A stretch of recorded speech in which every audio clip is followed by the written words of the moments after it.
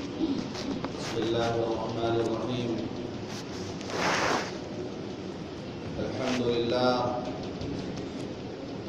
الحمد لله رب العالمين،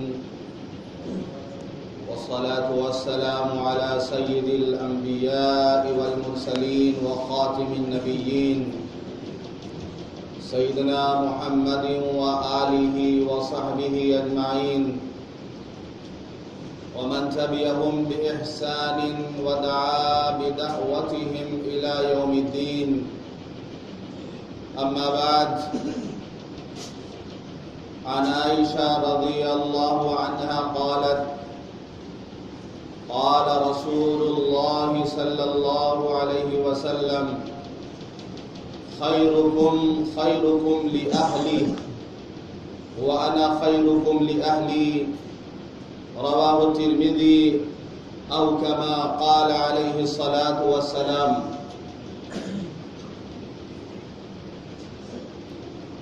محترم بزرگوں، دوستوں اور دینی بھائیوں،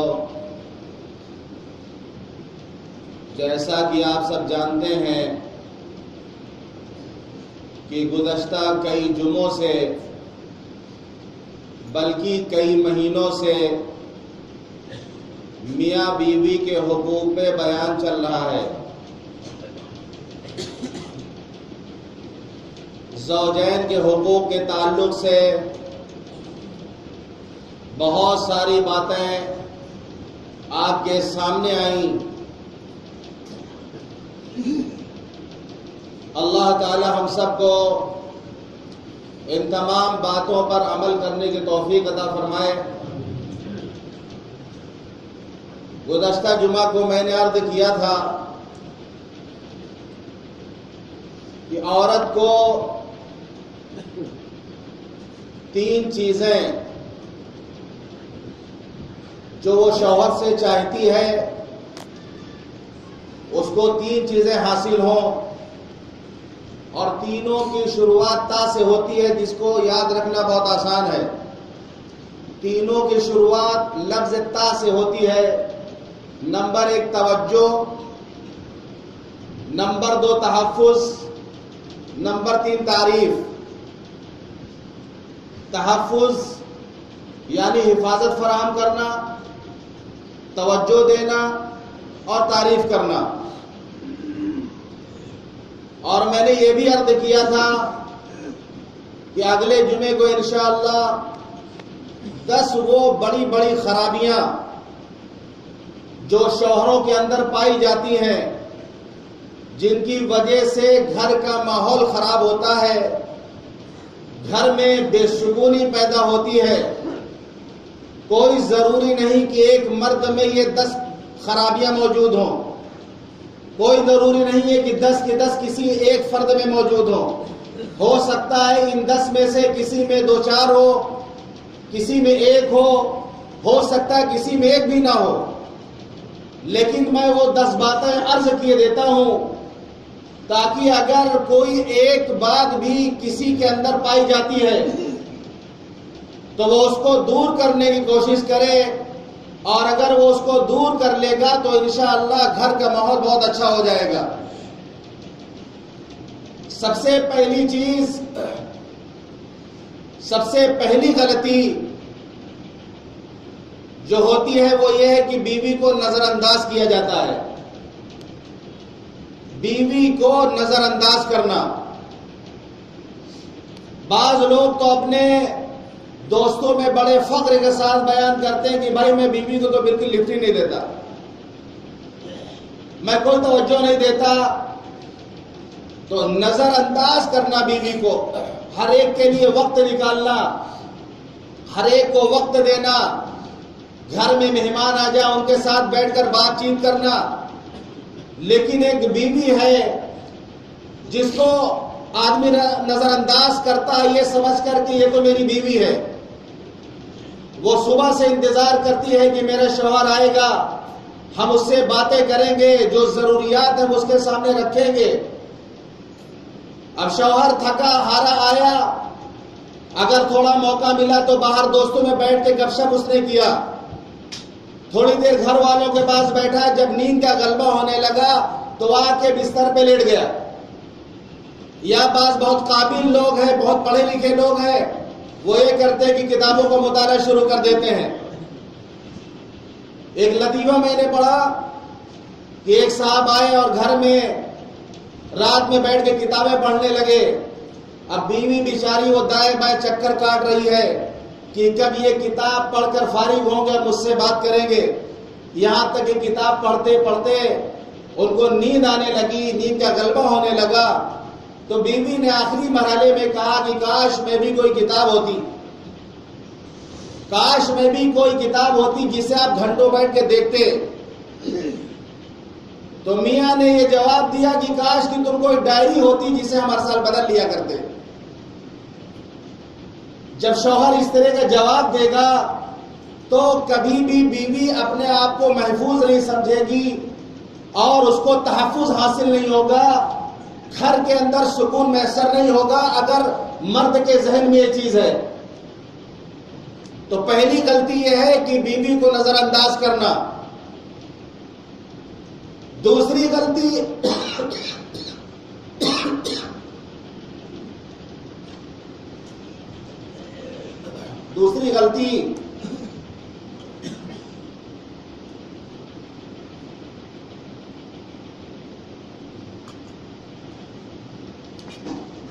یہ ہے کہ بعض لوگ باتوں میں طلاق کی دھمکی دیا کرتے ہیں بیویوں کو. جہاں ذرا سی لڑائی ہو گئی فوراً کہہ دیتے ہیں ہم تمہیں چھوڑ دیں گے، ہم تمہیں طلاق دے دیں گے، ہم تو تمہیں تمہارے گھر میکے پہنچا دیں گے. اب بیوی بیچاری ڈری سہمی رہتی ہے کہ پتہ نہیں یہ کب غصے میں آ کر مجھے چھوڑ دے.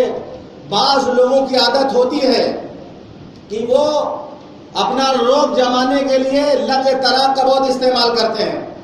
اور آج جہالت مسلمانوں میں اتنی عام ہو گئی ہے کہ بعض لوگ تو ہر لڑائی میں ایک طلاق دے رہے ہیں بیویوں کو. جب سے زندگی گزار رہے لڑائی ہو رہی ہے طلاق دے رہے ہیں، بیویوں کے ساتھ رہ بھی رہے ہیں. ایسا بہت ہو رہا ہے کہ 30-40 طلاق دے چکے ہیں بیویوں کو، لیکن اس کے باوجود دونوں علیحدہ آج تک نہیں ہوئے. یہ عام بات ہو گئی ہے. جہاں علم نہیں ہے، دینی تعلیم سے لوگ دور ہیں، وہ طلاق کا لفظ استعمال کر دیتے، انہیں پتہ ہی نہیں ہوتا. درجنوں طلاق دے کے لوگ بیٹھے ہوئے اور بیویوں کے ساتھ زندگی گزار رہے ہیں. تو یہ بھی اگر بار بار طلاق کا لفظ شوہر استعمال کرے گا تو اگر بیوی دیندار نہ ہوئی، اگر بیوی دیندار نہ ہوگی تو وہ کسی ایک فرد کو تلاش کرے گی. ضرور ایک فرد کو وہ تلاش کرے گی یہ سوچ کر کہ کل میرا شوہر اگر مجھے چھوڑ دے گا میرا انجام کیا ہوگا، میرا مستقبل کیا ہوگا، میرا فیوچر کیسے کرے گا، میں اپنے باپ کے گھر کیسے جاؤں گی، میں کوئی جاب کیسے کروں گی. تو وہ کیا ہے، کسی ایک مرد کا سہارا لینے پر مجبور ہوتی ہے. اس سے وہ دوستی کرنی شروع کر دیتی ہے، آنے والے وقت کے لیے پلاننگ کر لیتی ہے کہ میرا شوہر مجھے چھوڑے گا تو ہم اس کے ساتھ زندگی گزارنے لگیں گے. یہ بہت خطرناک بات ہے. بڑے بڑے پڑھے لکھے گھروں میں اگر طلاق کا لفظ لڑائی میں بیچ میں آ رہا ہے، یہ لفظ کبھی بھی زندگی میں سکون نہیں حاصل ہوگا، گھر میں سکون کا ماحول کبھی نہیں بنے گا. تیسری غلطی مرد یہ کرتے ہیں کہ جب کبھی ایسی کوئی بات آ جائے گی تو دوسری شادی کرنے کی دھمکی دیتے ہیں. تم مجھے اچھی نہیں لگتی ہو، تم کام ٹھیک سے نہیں کرتی ہو، تم میرے ماں باپ کی خدمت نہیں کرتی ہو، ہم تمہاری سوکن لے کر کے آئیں، دوسری بیوی لے کر کے آئیں گے. یہ دھوس جماتے ہیں. ویسے تو شریعت کی اجازت 4 تک کی دے رکھی ہے. فَانكِحُوا مَا طَابَ لَكُم مِّنَ النِّسَاءِ مَثْنَىٰ وَثُلَاثَ وَرُبَاعَ. لیکن پہلے ایک کو تو مطمئن کر کے دکھاؤ. ایک کو جھیل نہیں پا رہے ہیں، ایک کو مطمئن نہیں کر پا رہے ہیں، دوسری شادی کی باتیں کرتے ہیں. ایک بیوی جو ہماری خدمت کر رہی ہے، ہماری ضرورت پوری کر رہی، کیا ضرورت ہے کہ دوسری شادی کا لفظ استعمال کیا جائے. بہت نازک معاملہ ہے یہ. دوسری شادی کرنا ہے بہت نازک معاملہ ہے. یعنی یہ ضروری ہے کہ اگر کسی نے 2 شادیاں کی ہوں تو دونوں کے درمیان عدل و انصاف کرنا فرض ہے. اور قرآن کہتا ہے وَلَن تَسْتَطِيعُوا أَن تَعْدِلُوا بَيْنَ النِّسَاءِ وَلَوْ حَرَصْتُمْ. تم چاہے جتنا تم حریص رہو، چاہے جتنا تم کوشش کر ڈالو، تم دو بیویوں کے درمیان عدل نہیں کر سکتے. کمی کوتاہی ہو جائے گی. اگر کمی کوتاہی ہوتی ہے تو حضور پاک صلی اللہ علیہ وسلم نے فرمایا کہ جس کی دو بیویاں ہوں اور کسی ایک کے ساتھ وہ زیادتی کرتا ہے، اس کے حقوق کو پامال کرتا ہے، دونوں میں برابری نہیں کرتا، ایک کو دوسرے پر ترجیح دیتا ہے، کل قیامت کے دن اس حال میں آئے گا کہ ایک طرف کا حصہ اس کا مفلوج فالج مارے ہوئے اور جو ایک حصہ لٹکا ہوا ہوگا اس کا. لوگ دیکھ کے پہچان لیں گے یہ بیویوں کے درمیان انصاف نہیں کیا کرتا تھا.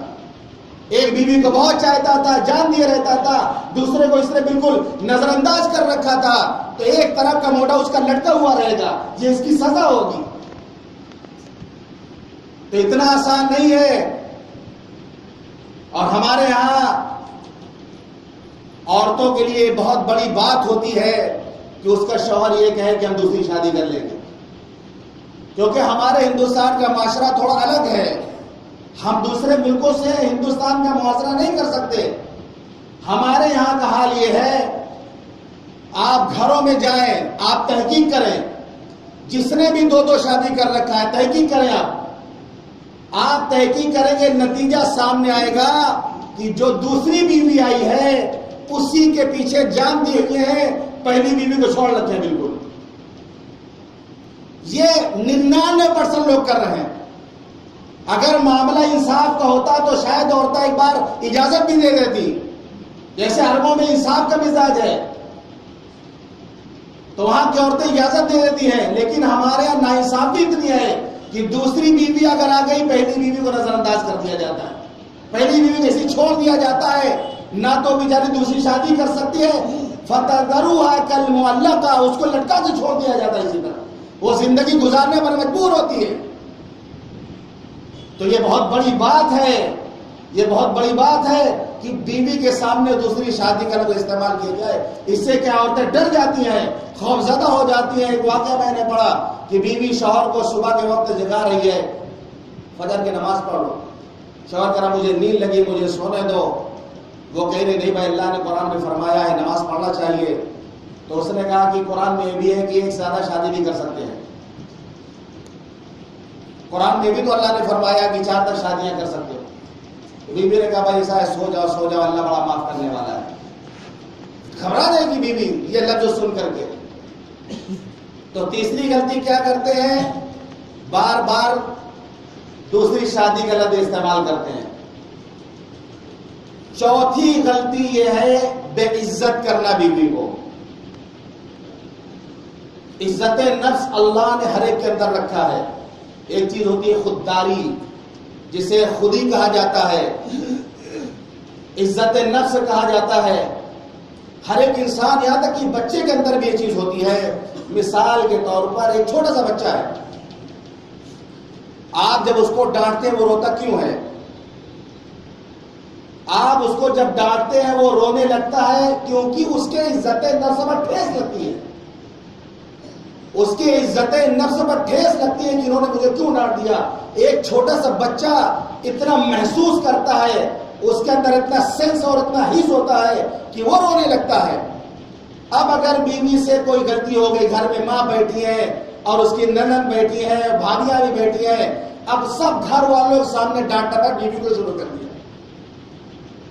سارے گھر والوں کے سامنے بیوی کو بے عزت کر رہا شوہر بیٹھ کر کے. ماں تو خوش ہو گئی کہ میرا بیٹا تو بہت اچھا ہے، بیوی کو کنٹرول میں رکھتا ہے. بہنیں بھی خوش ہو گئی کہ میرا بھائی بہت اچھا ہے، بیوی کو کنٹرول میں رکھتا ہے. سب خوش ہو گئے. لیکن بیوی کا کیا بنا؟ آپ نے اس کو تکلیف پہنچائی، اس کی خودداری کو تکلیف پہنچائی. اگر اس سے غلطی ہوئی، اگر اس کو ٹوکنا ہی ہے، تنہائی میں کمرے میں جا کے آپ اس کو سمجھائیں. غلطی کو پہ ٹوکنا ہے تو تنہائی میں کمرے میں سمجھائیں. بیوی کی تعریف کرنا ہے تو گھر والوں کے سامنے کریں. تعریف کرنا ہے سب کے سامنے کریں. تنبیہ کرنا ہے اکیلے میں کریں. لیکن اگر یہ غلطی مرد کرے گا، گھر والوں کے سامنے بیوی کو ڈانٹے گا، بے عزت کرے گا، ایسے ایسے الفاظ استعمال کرے گا، اس کی عزت نفس مجروح ہوگی۔ اللہ نے عورت کے اندر بھی عزت نفس رکھا ہے۔ جب میں نے ایک مثال دی، ایک بچے کے اندر اللہ نے عزت نفس رکھا ہے کہ بچے کی عادت ہوتی ہے اکیلے میں، تنہائی میں اگر وہ گر جائے، چاہے جتنا چوٹ لگے گی یا تو روئے گا نہیں یا وہ تھوڑا روئے گا، لیکن اگر ماں باپ کے سامنے، گھر والوں کے سامنے بچہ گرتا ہے، اگر کم چوٹ لگے تبھی چلا چلا کے روئے گا وہ، کیونکہ اب کیا ہوا، دیکھ لیا کہ سب لوگوں نے مجھے گرتے دیکھا ہے، اب اس کو عزت نفس کو دھکا لگا اب روئے گا وہ۔ یہ انسان کی فطرت ہے، یہ بچپن سے فطرت رہی ہے۔ تو اگر بیوی کو گھر والوں کے سامنے کوئی بے عزت کرے گا تو اس کی عزت نفس کو مجروح کر رہا، ایسے گھر میں سکون کبھی نہیں ہوگا۔ کتنی باتیں ہوئی؟ 4 باتیں ہوئی۔ 5ویں چیز یہ ہے، میں 10 چیزیں اصل میں پورا کرنا ہے، اسی اعتبار جلدی میں مختصر تشریح کر دے رہا ہوں۔ 5ویں چیز یہ ہے کہ بیوی کو وقت نہیں دیتے۔ وقت دینا ضروری ہے، بیوی کو بات چیت کرنے کے لیے وقت دینا چاہیے۔ دنیا دار لوگ جو ہیں وہ تو کاموں مشغول ہیں، لیکن جو دیندار لوگ ہیں ان کے ہاں بھی حال یہ ہے کہ بیویوں کو وقت نہیں دیتے۔ یہ ٹائم تسبیح پڑھنے کا ہے، یہ ٹائم تلاوت کرنے کا ہے، اور یہ ٹائم جو ہے فلاں کتاب پڑھنے کا ہے، یہ وقت تعلیم کرنے کا ہے۔ یعنی دیندار لوگوں کے اندر یہ چیز پائی جاتی ہے کہ بیویوں کو وقت نہیں دیتے وہ۔ یہ حق ہے بیوی کا کہ اس کو وقت دیا جائے۔ مثال کے طور پر میں نے عرض کیا تھا پچھلے جمعے کو کہ ایک صحابی حضرت عبداللہ ابن عمرو ابن العاص رضی اللہ عنہ، حضور پاک صلی اللہ علیہ وسلم نے ان کو بلا کے فرمایا تھا کہ عبداللہ، مجھے معلوم ہوا ہے کہ تم دن بھر روزہ رکھتے ہو، رات بھر نوافل پڑھتے ہو۔ انہوں نے کہا جی اللہ کے رسول۔ تو آپ نے فرمایا روزہ بھی رکھو، ناگا بھی کرو، رات میں عبادت بھی کرو، آرام بھی کرو۔ فَإِنَّ لِجَسَدِكَ عَلَيْكَ حَقٌّ وَإِنَّ لِزَوْجِكَ عَلَيْكَ حَقٌّ وَإِنَّ لِعَيْنِكَ عَلَيْكَ حَقٌّ، کہ تمہارے جسم کا بھی تم پر حق ہے، تمہاری آنکھوں کا بھی تم پر حق ہے، تمہاری بیوی کا بھی تم پر حق ہے، تم سے ملنے جلنے والے جو مہمان آتے ہیں ان کا بھی تم پر حق ہے۔ اعتدال ہونا چاہیے۔ تو ایسا نہیں کہ اگر ہم دین کے کام میں لگے ہیں یہ عذر کر دیں کہ ہمیں وقت نہیں ہے کہ ہم بیوی کو وقت دیں، تو یہ عذر قابل قبول نہیں ہے۔ دین کے نام پر بہت سے لوگ کوتاہی کر رہے ہیں۔ ایک مقدمہ آیا، حضرت عمر ابن خطاب رضی اللہ عنہ کی عدالت میں قاضی تھے حضرت ابی ابن کعب رضی اللہ عنہ۔ ایک عورت آئی، امیر المومنین میرا شوہر بڑا نیک ہے، دن میں نماز پڑھتا ہے، رات میں نوافل پڑھتا ہے، تلاوت کرتا ہے، بہت نیک ہے میرا شوہر۔ حضرت عمر نے کہا بہت اچھی عورت ہے، اپنے شوہر کی تعریف کر رہی ہیں آ کر کے، لیکن عدالت میں کیوں آئی ہے؟ پھر حضرت عمر رضی اللہ عنہ سے پوچھا کہ بھئی کیا معاملہ ہے؟ اس نے کہا امیر المومنین میرا شوہر بہت نیک ہے، دن بھر روزہ رکھتا ہے، رات میں نوافل ادا کرتا ہے، ساری رات تلاوت کرتا ہے، بہت میرا شوہر نے۔ پھر بھی حضرت عمر رضی اللہ عنہ نہیں سمجھ سکے، تو حضرت ابی ابن کعب رضی اللہ عنہ فرمایا امیر المومنین یہ اپنے شوہر کی شکایت کر رہی ہے بڑے اچھے انداز میں، یہ اپنے شوہر کی شکایت کرنے آئی ہے کہ میرا شوہر بہت نیک ہے، روزہ رکھتا ہے، نوافل پڑھتا ہے، لیکن میری طرف توجہ نہیں دیتا، مجھے وقت نہیں دیتا۔ بڑے خوبصورت الفاظ میں یہ اپنے شوہر کی شکایت کرنے آئی ہے۔ وہ خیر القرون کا دور تھا، تو اس انداز سے شکایت کی جا رہی شوہر کی۔ تو حضرت عمر رضی اللہ عنہ تک معاملے کو سمجھ پائے اور فرمایا ابی ابن کعب رضی اللہ عنہ سے کہ معاملہ تم سمجھے ہو، اس لیے فیصلہ تم ہی کرو۔ شوہر کو بلایا گیا، نیک صحابی تھے بیچارے، صوفی صحابی تھے، نیک تھے، تسبیح پڑھنے والے، تلاوت کرنے والے، روزہ رکھنے والے، بلائے گئے، ان کو عدالت میں حاضر ہوئے، انہوں نے اعتراف کیا۔ تو حضرت ابی ابن کعب رضی اللہ عنہ نے فرمایا کہ دیکھو 3 دن تم چاہے روزہ رکھو، نوافل پڑھو، جو بھی کرو، چوتھا دن اپنی بیوی کے لیے خاص کرو، چوتھا دن بیوی کا وقت ہوگا۔ بیوی بہت خوش ہو گئی کہ 3 دن کے بعد 1 دن تو میرے لیے ہوگا۔ یہ فیصلہ ہو گیا۔ حضرت عمر رضی اللہ عنہ نے حضرت ابی بن کعب رضی اللہ عنہ پوچھا کہ آپ نے فیصلہ کس بنیاد پہ کیا؟ تو حضرت ابی بن کعب رضی اللہ عنہ فرمایا کہ امیر المومنین، میں نے شریعت کو سامنے رکھ کر یہ فیصلہ کیا ہے کہ بالفرض اگر ایک آدمی 4 شادیاں کرتا ہے، اگر ایک دن ایک بیوی کو دے گا تو چوتھی بیوی کے دن چوتھا دن ایک بیوی کو ملے گا۔ 3 بیویوں کو 3 دن اس نے دیا تو ایک بیوی کے نمبر چوتھے دن پر آئے گا۔ تو میں نے اسی لیے چوتھا دن متعین کیا کہ کم سے کم آخری درجہ یہ کہ چوتھا دن اس کو ملنا چاہیے۔ تو یہ فہم تھی صحابہ کرام کی کہ قرآن کے احکام کے مطابق انہوں نے فیصلہ کیا کہ بیوی کا یہ حق ہے کہ چوتھا دن تو اس کے لیے ہونا چاہیے۔ ایک مرتبہ حضرت عمر رضی اللہ عنہ گشت کر رہے تھے، راتوں میں گشت لگایا کرتے تھے۔ ایک گھر سے آواز آ رہی تھی اشعار پڑھنے کی، ایک عورت کی جو شوہر کی جدائی پر اشعار پڑھ رہی تھی۔ وہ بھاگ گیا حضرت عمر رضی اللہ عنہ اپنی بیٹی حضرت حفصہ رضی اللہ عنہ کے پاس، پوچھا بیٹی بتاؤ بیوی شوہر سے کتنے دن دور رہ سکتی ہے، کتنے دن تک دور رہ سکتی ہے؟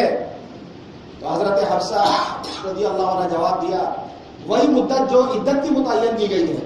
شوہر مر جائے تو 4 مہینے 10 دن عدت کی مدت ہوتی ہے، زیادہ سے زیادہ مدت یہی ہے کہ 4 مہینہ شوہر بیوی سے دور رہ سکتا ہے بس۔ یہ قانون بنا دیا حضرت عمر رضی اللہ عنہ نے۔ 4 مہینے پر ہر فوجی جو فوج میں ہے یا جنگ کے محاذ پر ہے، 4 مہینے میں اس کو چھٹی ملے اور واپس گھر آئے، وہ بیوی کو اپنے وقت دے۔ وہ ابھی ہمارا حال کیا ہو گیا ہے؟ کئی سال سعودی عرب میں لوگ پڑے ہوئے ہیں، کئی سال دوسرے ملکوں میں لوگ پڑے ہوئے ہیں۔ بتائیے کہ فتنہ معاشرے میں پیدا ہوگا کہ نہیں ہوگا؟ کیونکہ شریعت کے احکام کو توڑا جا رہا ہے۔ اگر بیوی کبھی ایسا کوئی موقع آ گیا کہ 4 مہینے زیادہ، 7 مہینہ، 8 مہینہ، 1 سال، اگر کبھی زندگی میں کوئی ایک موقع آ گیا بیوی اجازت دیتی ہے، تو اگر بیوی اجازت دے رہی ہے تو ظاہر سی بات ہے وہ اجازت دے رہی تو پھر وہ ذمہ داری بھی لیتی ہے۔ لیکن ہمیشہ زندگی پر یہی رہے کہ 2 3 سال سعودی عرب نہیں پڑا ہوا، یہ طریقہ غلط ہے، یہ بیویوں کا ساتھ ظلم ہے۔ 4 مہینے سے زیادہ بیوی سے کوئی دور نہیں رہ سکتا، اسی لیے غالباً جماعت میں 4 مہینے کا اصول بنایا گیا ہے کہ زیادہ سے زیادہ صرف 4 مہینہ نکلو، 4 مہینے کے بعد جو ہے گھر واپس آؤ۔ تو 5ویں بات یہ ہو گئی وقت دینا، کہ شوہر وقت نہیں دیتے بیویوں کو۔ 6ٹھی چیز یہ ہے اپنے لیے آزادی، بیوی کے لیے پابندی۔ بیوی کے لیے بہت سی پابندیاں ہیں، کزن سے پردہ کرنا، ان کے سامنے ایک دم تم کو نہیں آنا ہے۔ کزن لوگ گھر آ گئی ہیں، خوب مزے سے بات کر رہے ہیں شوہر میں بیٹھ کر، خود تو بات کر رہے ہیں، لڑکیوں سے کزن بہنیں جو آئی ان سے باتیں کر رہے ہیں، اور بھائی لوگ ان سے بیوی سے پردہ کروا رہے۔ خبردار کسی کے سامنے بتانا۔ بیوی کو حکم ہے کسی نامحرم سے بات مت کرنا، ادھر نگاہ اٹھا کے مت دیکھنا، خود بیوی کے ساتھ چل رہے ہیں، نامحرموں کو دیکھ رہے ہیں اور بیوی سے ان کی تعریف کر رہے ہیں الٹا کہ دیکھو کتنی اچھی عورت ہے، تو اتنی اچھی نہیں، وہ معاذرہ کر رہے بیوی سے اس کا۔ یعنی اپنے لیے ساری آزادی اور بیویوں کے لیے ساری پابندی، یہ طریقہ بھی غلط۔ انصاف ہونا چاہیے، بہت اچھی بات ہے ہم بیوی کو پردہ والی بنائیں، ہم بیوی کو منع کریں، بہت اچھی چیز ہے، لیکن ساتھ میں خود بھی باحیا بنے، ساتھ میں خود بھی اپنی آنکھوں کا ہم پردہ کریں، اپنی آنکھوں کو جھکانے والے ہم بنیں، تاکہ بیوی کو بھی لگے کہ میرا شوہر میرے لیے مخلص ہے۔ بیوی کے سامنے دوسری عورتوں کی بالکل تعریف نہ کریں آپ، یہ غلطی کبھی بھول کے مت کریے گا کہ بیوی کے سامنے دوسری عورتوں کی تعریف کریں آپ۔ جب آپ تعریف نہیں کریں گے، بیوی کی تعریف کریں آپ، جتنی تعریف کر سکتے ہیں آپ اس کی تعریف کریں، اس سے آپ کے گھر کا ماحول اچھا بنے گا۔ 7ویں چیز یہ ہے کہ نکتہ چینی کرنا۔ بعض لوگوں کی عادت ہوتی ہے ہر کام میں فی نکالتے ہیں، وہ عاجز ہے بیویاں کام کر کر کے، لیکن ہر بات میں نکتہ چینی، تم نے کام ہی ڈھنگ سے کیا، یہ تم نے کام خراب کر دیا، یہ کام ایسا نہیں ہونا چاہیے، یہ نمک تم نے زیادہ ڈال دیا، مسالہ زیادہ ڈال دیا، آج کھانے میں تیل تھوڑا کچا رہ گیا مہک رہا ہے، پیاز تم نے کم بھونی ہے مہک آ رہی ہے اس کی، یعنی ہر چیز میں فی نکالتے ہیں. تم نے آئرن مارا پریس کیا، دیکھو یہاں پہ تھوڑا سا چکن باقی رہ گئی. بیویاں پریشان ہیں، فی نکالے ہر کام میں نکتہ چینی کر رہے ہیں. ظاہر سی بات ہے زندگی دوبار ہو جائے گی اگر آدمی نکتہ چینی کرے گا تو. بہت سی باتیں ہوتی نظر انداز کر دی جاتی ہیں، بہت سی غلطیاں ہوتی جو نظر انداز کر دی جاتی ہیں. لیکن اگر کسی کا یہ مزاج ہے کہ وہ نکتہ چینی پر آمادہ ہے، ہر وقت وہ نکتہ چینی کر رہا ہے، زندگی جہنم والی بنے گی. گھر میں سکون کبھی میسر نہیں ہوگا، ہمیشہ لڑائی جھگڑا ہوتا رہے گا.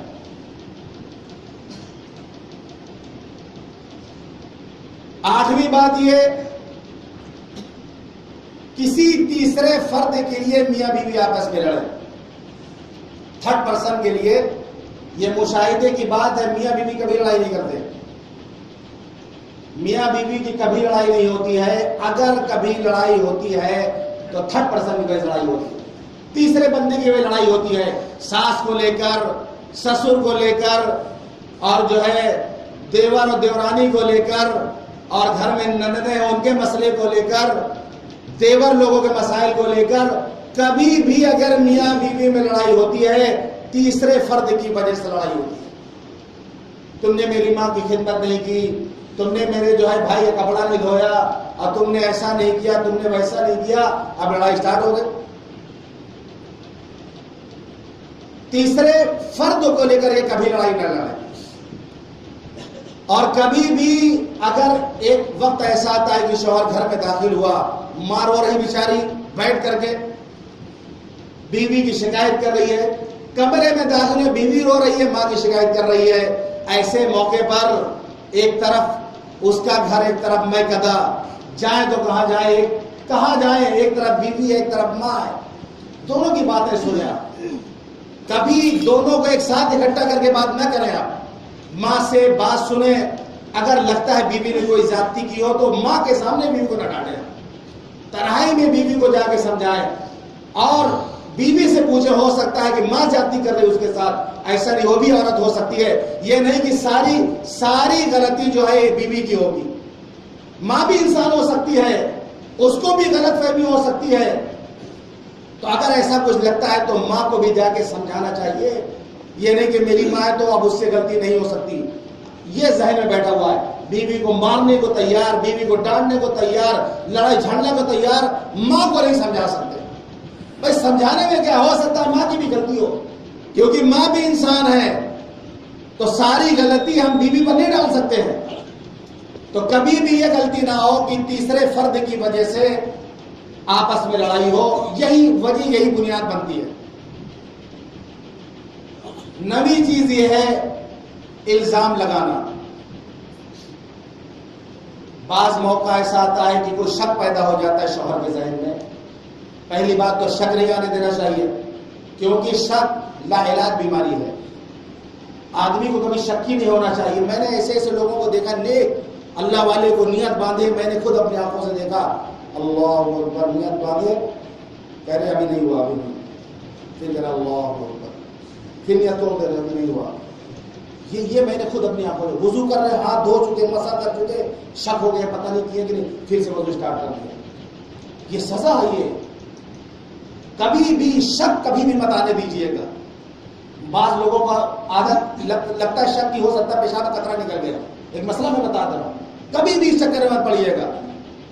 پیجامے پر پانی کی چھینٹیں مار لیجیے آپ، کہ اگر کہیں شک آئے تو لگے کہ میں نے بھگا دیا تو اسی کا گیلا پن محسوس ہو رہا ہے.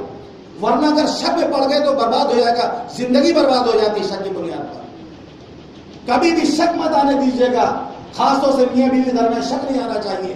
اگر شک آیا بیچ میں تو رشتہ میں دراڑیں پڑیں گی، گھر اجڑیں گے. پھر کسی کا فون آ گیا، کس کا فون تھا، اب وہ بتا رہے کہ نہیں میرے جو ہے گھر میکے سے فون آیا، نہیں اور کسی کا فون ہوگا. میسج میں ٹو آواز آئی، کس کا میسج لا دکھا رہی تھی، کس کا میسج ہے، ارے بھائی جو ایئرٹیل کمپنی نے بھیجا ہے، اس کو کمپنی کا میسج ہوگا. کیا ضروری ہے کہ کسی اور کا میسج ہو؟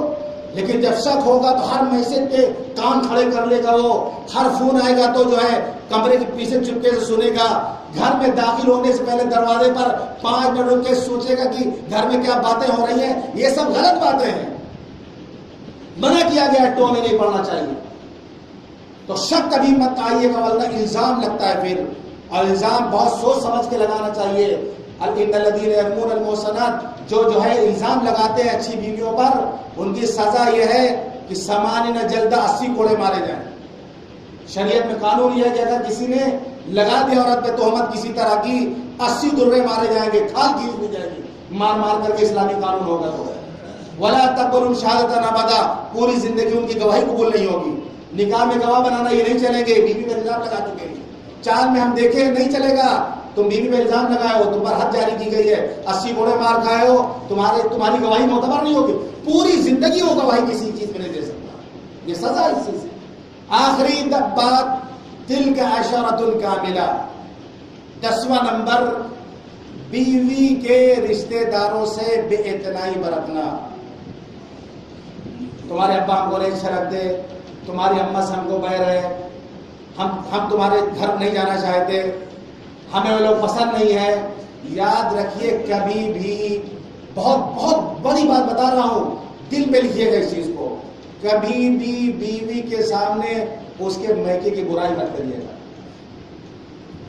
بعض لوگ ظلم کرتے اپنی بیویوں پر، بیچاری ماتحت ہوتی ہیں، سالہ سال ان کو میکے جانے نہیں دیتے، خود نہیں جاتے۔ ٹھیک ہے، آپ کو اگر بیوی کے باپ سے کوئی شکایت ہے، لڑائی ہو گئی ہے، آپ نہیں جا رہے کوئی بات نہیں، اس کی بیٹی کو تو جانے دیں۔